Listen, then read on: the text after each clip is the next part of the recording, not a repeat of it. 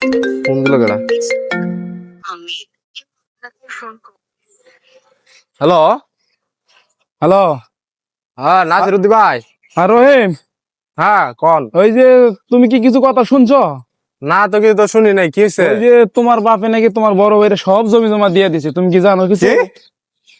আসলে তাড়াতাড়ি বাড়িতে চলে আসো, সব জমি তোমার বাপে তোমার ভাইয়ের দিয়ে দিছে। আমি আইতাছি, অক্ষণি আইতাছি। বলার আজকে গাইরান বাইচু আমার জমি জমা নিয়ে কারাতি আল্লাহর ভাই মন মেজাজটাই খারাপ করে দিছে। এই যে আল্লাহ দুই শালার একসঙ্গে পাইছি। তোর আজকে যদি না খাই তোর বড় ভাই না আল্লাহ তুই আমার যত নষ্টের মূল। বাঁচাও রে ভাই, বাঁচাও বাঁচাও বাঁচাও বাঁচাও বাঁচাও।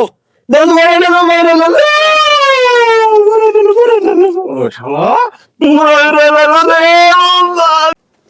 আল্লাহর ঘরে শালা যে চোখ দিয়ে জমি লেখে নিছিলি তোর চোখ যা উড়ে হালাইছি অনিস। আমি কি করলাম? নিজেই বড় ফোলাটার ছোট ফোলাটার হাতে চোখ তুলাইলাম। কি করলাম? আমি যদি জমিনটা দোনো বাইরে সমান ভাগে ভাগ বন্টন করে দিতাম, এই ঝামেলাটা হইতো না।